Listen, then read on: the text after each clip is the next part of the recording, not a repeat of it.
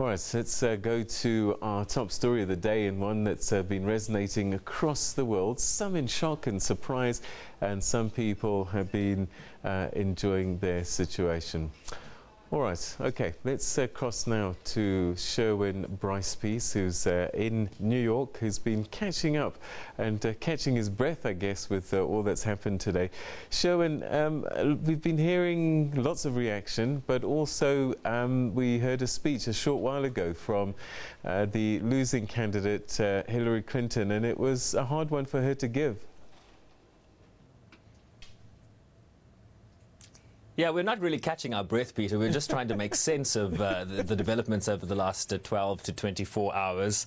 It has confounded many people, including many journalists that were covering both these campaigns. Yes, she did come out eventually, much delayed. I mean, she was hoping to give a victory speech at the Javits Center last night to thousands of supporters that had turned out, to her devastated supporters, I might add, and really taking the higher ground. I think, personally, having watched Hillary Clinton throughout this campaign, one of her best speeches, rising above the rhetoric of this very negative campaign, the politics of personality, really to speak about the future, saying things like, I hope that Trump will be a successful president for all people in this country, speaking to the divisions we see in the United States today. She apologized. She said she was sorry they didn't win the election, but being your candidate was one of the greatest honors of my life. This is painful and will be for a long time, she said. On Trump, she said, we owe him an open mind and a chance to lead. She also complimented the Obamas, who have been her top surrogates in this election campaign, right up until the end, talking about our country owes them an enormous debt of gratitude. This loss hurts, but never stop believing, Peter, that fighting for what's right is worth it.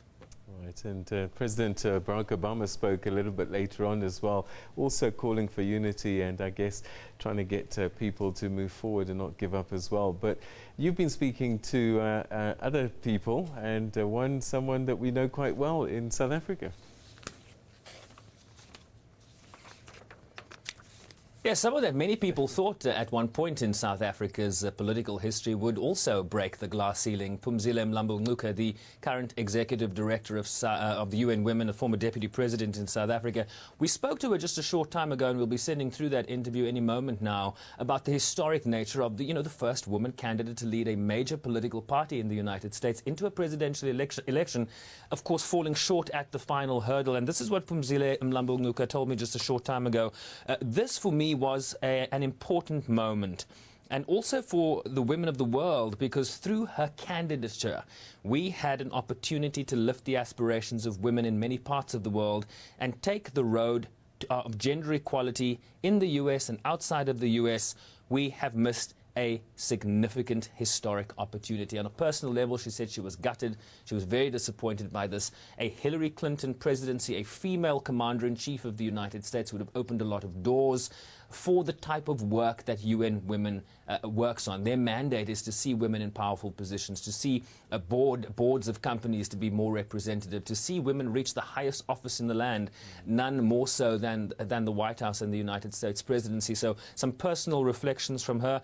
We also spoke, Sophie Mokoena, our foreign editor, was outside Trump Towers earlier today when his campaign manager, Kellyanne Conway, came out, and she managed to get a question into Kellyanne about what a Trump presidency would look like for Africa, particularly South Africa. And the response was that Trump would speak more about this in the future, but that let me ask you a question, she said to Sophie. Let me ask you a question. Mention two things that Barack Obama has done for Africa and for South Africa, and perhaps there you'll find your answer.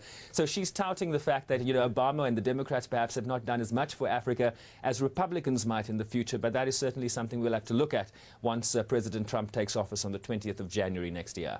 All right, well, that's an immediate future for Donald Trump. We know quite clearly what he'll be doing for at least the next 4 years, but have there been any hints at all what's the next chapter looking like for Hillary Clinton? She didn't mention that. I mean, that's the $1 million question right now. What will she do next? Remember, she had resigned as Secretary of State to focus on this campaign. She wrote a book and was also very involved in her husband's or the family's Clinton Foundation. I suspect she will go back to that as a very high-profile executive in the Clinton Foundation. She also made a lot of money on the speech-giving circuit. I mean, that was part of certainly the primary campaign, her earning hundreds of thousands of dollars per speech. She's probably still going to be a very sought-after speaker, and maybe Phumzile Mlambo-Ngcuka can rope her in terms of what they're trying to achieve at UN Women, given the fact that she'll probably have more time to help them out now. All right, Sherwin, we're going to leave it there for the time being. And yeah, we look forward to what comes out of the meeting with Barack Obama and the new President-elect Donald Trump. But for now, Sherwin, thank you so much indeed for giving us your thoughts this evening. That was Sherwin Bryce-Pease speaking to us from New York and saying that she had an opportunity to speak to the likes of Phumzile Mlambo-Ngcuka, who's the head of UN Women. And she said that she was disappointed that perhaps this wasn't an opportunity that was taken to vote in the first woman president.